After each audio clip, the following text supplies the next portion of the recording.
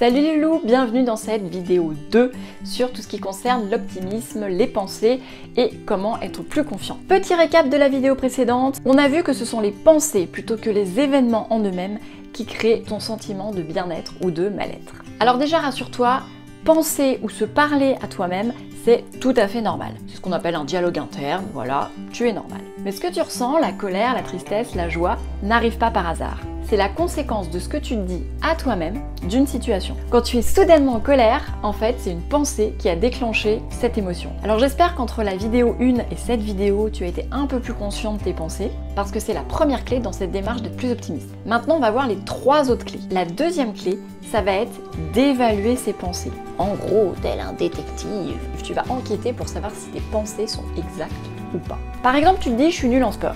Parce qu'au collège ou au lycée, les cours ne te plaisent pas, bon ok. Tu t'y sens pas à l'aise, tu fais gaffe sur gaffe avec le ballon. Mais demande-toi si par exemple t'aimes nager, tu vois, l'été dans la mer ou la piscine.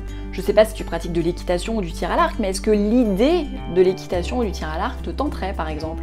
Ou est-ce qu'avec tes parents, tu fais du vélo, de la randonnée, du ski? Tu vois, si t'as répondu à au moins une question par un oui, eh bien c'est que ta pensée « je suis nul en sport », sous-entendu dans tous les sports, n'était pas exact. Pour évaluer tes pensées, faut que tu te transformes en Sherlock Holmes. Ouais, t'as bien compris.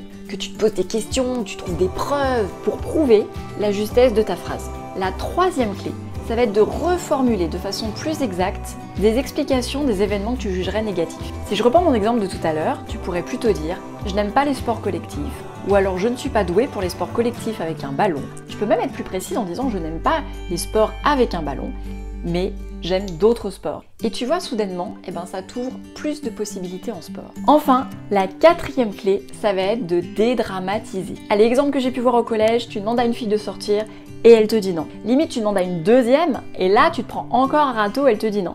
Et là, tu dramatises. Ça y est, de toute façon, t'auras jamais de copine, de toute façon, tu plais pas aux filles et tu vas toujours te prendre des râteaux. Alors, relax. Regarde-moi là. Tu crois vraiment que tu vas jamais plaire à quelqu'un? Dramatiser, c'est pas productif. Ça va surtout saboter ta confiance en toi la prochaine fois qu'une fille te plaira. Et tu sais à quoi ça ressemble un gars qui demande à une fille de sortir avec lui avec la tête d'un gars qui est persuadé qu'on va lui dire non, avec l'attitude physique, tu vois, genre comme ça, du gars qui va se prendre un râteau, et le mental du gars qui va se prendre un râteau? Ah bah moi je peux te le dire, hein. Tes pensées elles vont être auto-réalisatrices, hein. Tu vas t'en prendre un râteau. Mais pas parce que en réalité tu plais pas aux filles. C'est surtout ce que tu dégages, en fait, qui va pas plaire à ce moment-là à la fille. Tu vas surtout ressembler à un mec qui y croit pas, et donc la fillette dira non. N'oublie jamais que tes pensées sont très souvent autoréalisatrices. Et tu sais quoi? Le pire là-dedans, c'est que ça va venir te confirmer ton opinion de toi que tu plais pas aux filles. C'est ce qu'on appelle le biais de confirmation. Non pas que ce soit vrai, mais parce que tu penses que c'est vrai. Donc on dédramatise, on essaye de comprendre ce qui s'est passé, ok?